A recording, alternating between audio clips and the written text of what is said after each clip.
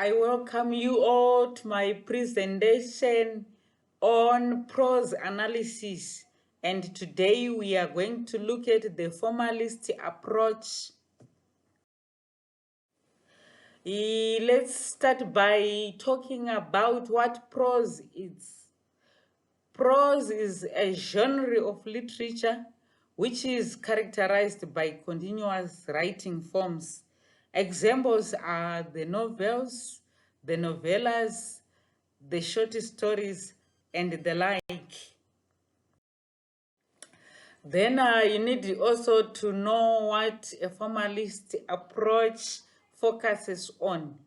It is an interpretive approach that emphasizes literary form and the study of literary devices of a text. So the focus is on the literariness, that is the form, and the artistic properties and devices that are used in the text. In other words, it ignores the author, when the author was born, the time period when he was born, the context, and the like. It ignores all that information and concentrates on the text and the information which can be read in the text. In other words, it is concerned with the aestheticness, the beauty of art. Then the elements, let's look at the elements of prose. The elements of prose are the setting, the plot, characters and characterization, then the point of view, themes, and the style.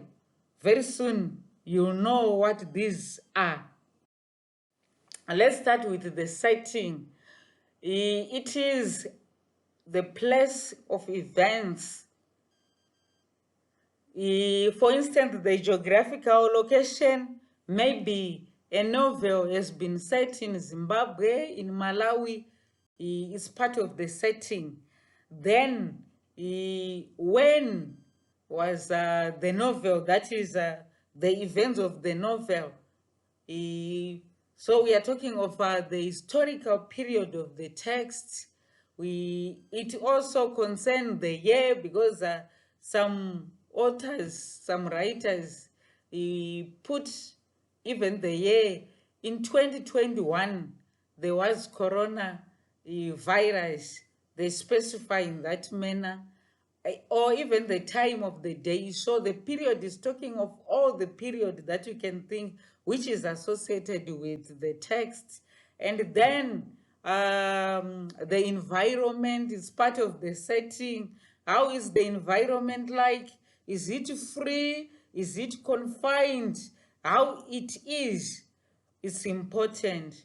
Then the prevailing situation of the text. Are the people happy? Are they not happy? Are they suffering? What is happening? All this information constitutes the setting of a novel or of prose, which can be a short story. Then the plot. The plot is the storyline of a prose text, and this is usually in stages when we are following the storyline. The first part is the exposition. This is when the author has introduced the characters and the conflicts and other things to be introduced. Then the rising action is the second stage. This is when we have development and the complication, let's say the complication of the conflict, right? And then when we come on to the climax, this is the highest point of interest of a text. In other words, let's say you are reading a novel and then your mother is saying, lunch is ready. You cannot put the novel down because you wanted to see what has happened. That is the climax. And then after the climax, you can see that the action is now falling down and down until the resolution is staged. This is where the conflicts are resolved. So in fact, it's not always in this manner, because at times other authors, due to different styles, cannot actually take you down to the resolution. They leave things rather hanging. Examples are ngugi. Then you'll be wondering what finally happened. So we have that is the plot that we have talked of. Then we have the characters. Characters are simply people in a text. They can be major characters or minor characters depending on the roles that they play in that text. They can be round characters. Round characters are those that develop with the novel. If they were bad at the beginning of the novel, at the end they've developed and they are much better. Or they are flat characters. The flat characters, they will never change. In fact, they are also known as caricatures. You wonder what type of a character is this one, but they are characters. Then characterization. This is we are talking of the techniques that are used by writers in presenting and developing characters. And then characterization can be seen through the appearance of the character in terms of dress and other things, and even the personality. Then characterization is also brought by the action and the words by the character, or even from other characters talking about the other character. Then there's the background of the character and their experiences, as well as their relationships and conflicts.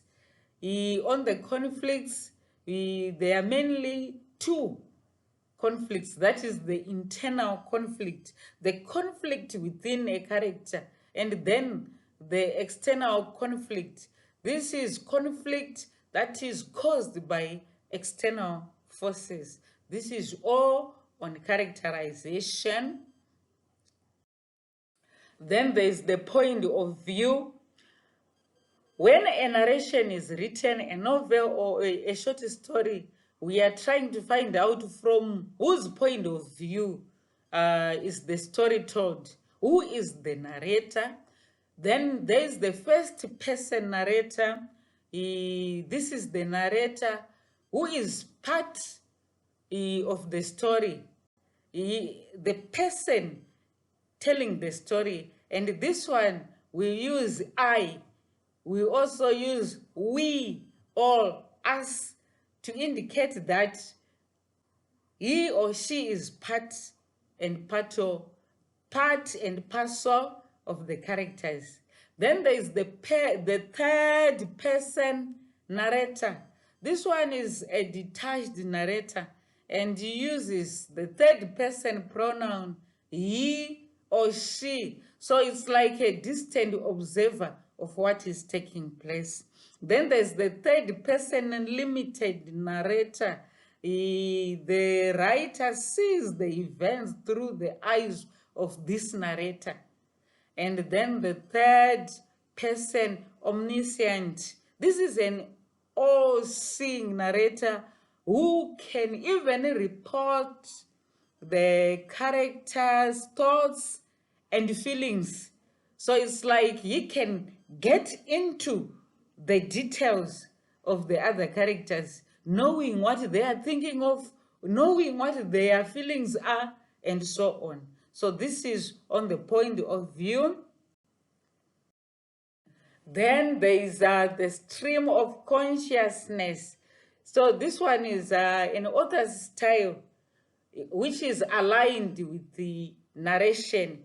It's a narrative technique where a reader is directed to follow the thought of the narrator. So in other words, the narrator is giving some narration, but you find yourself as a reader following those thoughts, agreeing to those thoughts. And then the narrator here is not a real narrator as such, but someone whom you can follow. What is followed is not the narration, but her or his thoughts. Then we have the themes. Whenever there's a text that has been read, we want to find out what are the themes. These are the main ideas in the text, usually about life and human nature. In other words, we can say these are the lessons as well. What did you learn after reading a novel and the like? So the writers, when they are crafting, be it a short story or a novel, they put effort to include lessons within their writings. Then the reader gets these themes through interpreting the elements of the text, like the setting, like what the characters are saying. So it is very important for you to note that the themes are not written by the author, but they are implied, and it is the reader who should actually get them. It's like after reading a novel, and then you can say, what is the novel about? Which are the main lessons from this novel? Then we come on to the style. The style is the creativity of the author. Is concerned with how the author chooses words when writing, right? It's not only words, but the other creativity that he or she can do. For instance, flashback.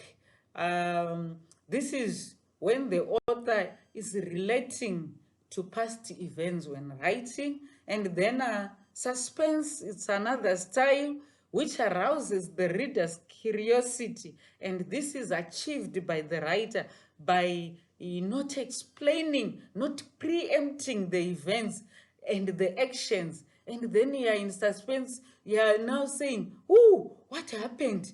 Did this person die or what? That is the suspense. And then we have the foreshadowing. This is relating to future events not yet known to the reader. So you are reading, and then there are future events that are told, and you are in wonderment. And all these things, they actually keep you reading the text. Thank you very much. This is the end of my presentation. Much more to come.